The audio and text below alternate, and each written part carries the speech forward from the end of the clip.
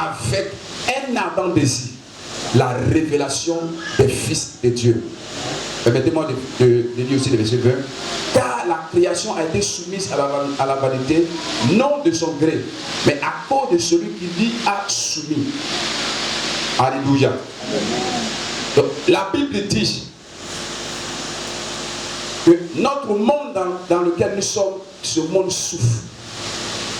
Ce monde est dans un chaos. Et particulièrement ici à Bourgogne, vous savez ce qui se passe. Nos jeunes sont devenus aujourd'hui des drogués. Lorsque j'habitais à côté de la forêt sacrée, j'ai vu des jeunes de 12 ans, 13 ans, 15 ans dans la forêt sacrée en train de fumer la drogue. Et un jour, je me suis approché d'eux. Et mais qu'est-ce que vous faites? Vous êtes en train de vous détruire. Ils m'ont dit, monsieur, on ne se détruit pas. C'est quoi on fait là? Ça nous fait du bien. Nous là, ça nous fait du bien même. Donc, il ne faut même pas venir parler. J'ai été vraiment offusqué. Alléluia. Donc, la création, le monde souffre. Le monde est dans un chaos. Des maladies sévissent. La mort, la pauvreté, la misère. Regardez aujourd'hui, la vie est devenue chère. Tout a augmenté. Et c'est compliqué, difficile. Et ce monde qui souffre attend quelque chose. Parce que vous savez, quand les gens souffrent, ils cherchent la solution.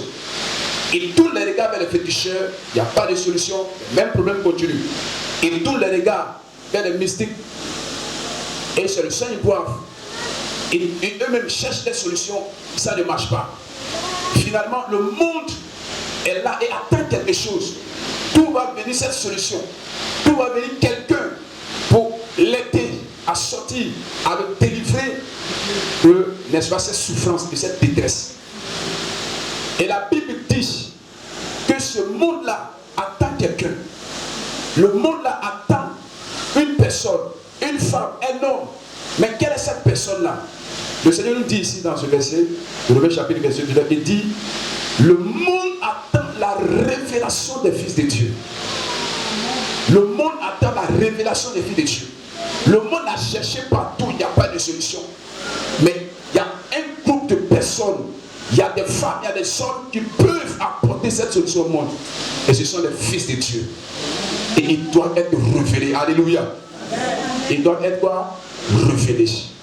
Je vais dire à quelqu'un, tu n'es pas venu sur la terre pour accompagner quelqu'un. Tu n'es pas un accompagnateur, tu n'es pas un suiveur.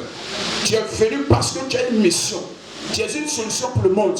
Dieu ne t'a pas envoyé sur la terre en vain. Tu es venu pour apporter quelque chose au monde. C'est pourquoi Dieu t'a envoyé. Dis, je suis une solution. Alléluia. Tu es une solution. Et si tu n'arrives pas à apporter la solution, tu vas laisser les problèmes. Parce que chacun a son poste. Chacun a ce qu'il fait pour apporter la solution sur la terre. C'est pourquoi il y a les hommes de Dieu. C'est pourquoi il y a les entrepreneurs. C'est pourquoi il y a les enseignants, il y a les docteurs. Donc chacun doit être à son poste et apporter quelque chose au monde. Alléluia. Est-ce que tu es avec moi? Le monde attend quelque chose de toi. Ta famille attend quelque chose de toi.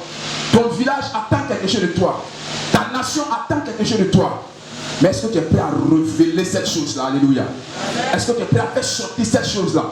Parce que tant qu'elle ne sort pas, le monde n'aura pas cette solution-là. Tant que tu vas rester les mains croisées, tant que tu vas rester dans ton confort, te disant que tu es déjà arrivé, le monde ne pourra pas, n'est-ce pas, recevoir ce qu'elle attend. Et elle va continuer de souffrir. Un homme de Dieu pouvait dire, si vous voulez chercher les richesses du monde, allez au cimetière. Les richesses du monde sont au cimetière. Et il va expliquer pourquoi. Parce qu'il y a des personnes qui devaient créer des entreprises. Mais ils ne l'ont pas fait. Ils sont morts, on les a enterrés. Ils sont partis avec l'entreprise enterrée au cimetière. Ils ont laissé les problèmes sur la terre. Et les gens sont des chômés. Alléluia. Il y a des femmes qui ont l'esprit d'adoration qui devaient faire sortir des chants, des cassettes, mais qui ne l'ont pas fait.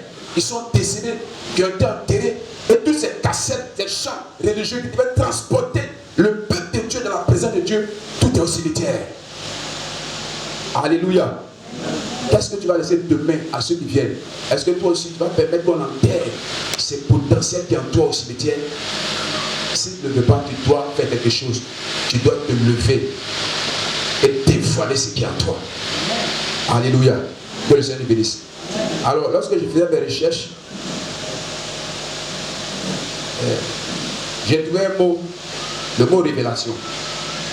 Et en hébreu, ce mot-là est appelé Gala. En grec, Apolusis. Excusez-moi aujourd'hui, je suis rentré un peu quelque part là. Amen. Et il y a une autre verbe qu'on appelle apocalyptel.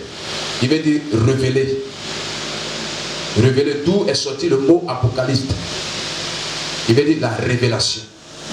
Alléluia. Donc, si nous voulons bien comprendre et bien expliquer le mot révélation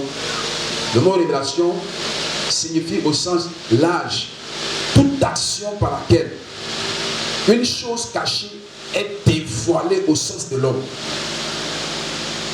L'action par laquelle une chose est découverte à son esprit, une chose est rendue évidente à son sens intérieur. C'est découvrir, c'est faire découvrir les choses invisibles que Dieu a déposées à nous. Alléluia. Vous savez, l'homme est plus spirituel que physique. Et l'homme a été créé avec la poussière, mais Dieu a déposé en l'homme des choses extraordinaires, des capacités, des potentiels. Et c'est un grand trésor que l'homme porte. Donc le jour où l'homme permet que ce qui est caché en lui sorte, on parle de la révélation. Donc il fait tout pour que ce que Dieu a mis en lui sorte, pour que les gens découvrent ce qui est en lui, pour apporter la vie, pour apporter la solution, pour apporter le changement de la vie des gens. Donc la révélation que Dieu attend de nous, c'est de faire découvrir ce que tu es. C'est de faire découvrir le trésor qui est en toi, le potentiel qui est en toi, la capacité que Dieu a mis en toi. C'est pourquoi je disais tout à l'heure que tu n'es pas n'importe qui. Tu n'es pas venu accompagner quelqu'un. Alléluia.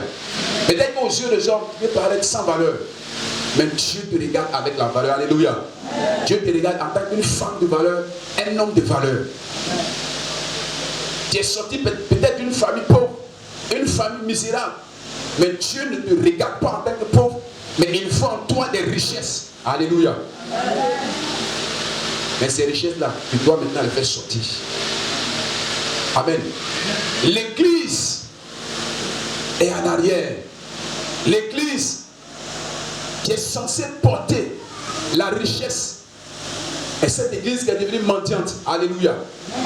La preuve, lorsqu'on doit organiser des programmes, on est obligé souvent d'aller vers les autorités, vers des personnes, souvent même qui ne sont même pas de l'église, pour aller demander de l'argent pour organiser ce programme. Alléluia. Pourquoi? Parce qu'on n'en a pas. Mais si on en avait, on n'allait pas le faire. Mais en réalité, c'est nous qui devons, n'est-ce pas, décanter ou bien porter cette grande richesse-là. C'est pourquoi Dieu a inspiré son serviteur que nous parlons de ce thème. Il faut que tu te révèles. Alléluia. Il faut que l'église se révèle. Il faut que l'église fasse sortir les capacités qui sont cachées en elle. Amen. Alléluia. On va lire un autre verset. 2 Corinthiens 4, le verset 7.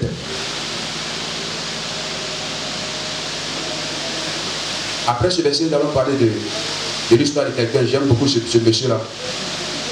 On va prendre son histoire pour, n'est-ce pas, nous encourager. 2 Corinthiens, le chapitre 4, verset 7. J'ai dit, il dit, nous portons ce trésor dans des vases de terre, afin que cette grande puissance soit attribuée à Dieu et non pas à nous. Donc l'apôtre Paul, c'est un homme de mystère. C'est vrai qu'il n'était pas parmi les 12 disciples, mais c'est quelqu'un qui a rencontré Jésus en esprit. Alléluia. Pas comme les apôtres qui ont vu Jésus physiquement, mais plus c'était en esprit. Donc, du coup, il est devenu un homme spirituel, hautement spirituel. À tel enseigne qu'il enseignait des mystères. Et Paul dit dans ce verset que nous qui sommes les enfants de Dieu, nous portons en nous, dans le corps qui est un vase d'agir, un vase de terre. Nous portons dans ce vase-là un trésor extraordinaire. Alléluia. Tu portes en toi un trésor. Mais est-ce que ce trésor, tu es en train de le révéler? Alors nous allons voir l'histoire maintenant de ce monsieur-là. Et j'aime beaucoup son affaire. Et je pense que son histoire va nous aider beaucoup. Et je pense qu'à partir de là, Dieu va libérer beaucoup de personnes. Alléluia. Alléluia. Que le Seigneur nous bénisse. Nous allons prendre Juge, le chapitre 6. On va parler du vieux père Gédéon. Le vieux père Gédéon, on va parler de lui.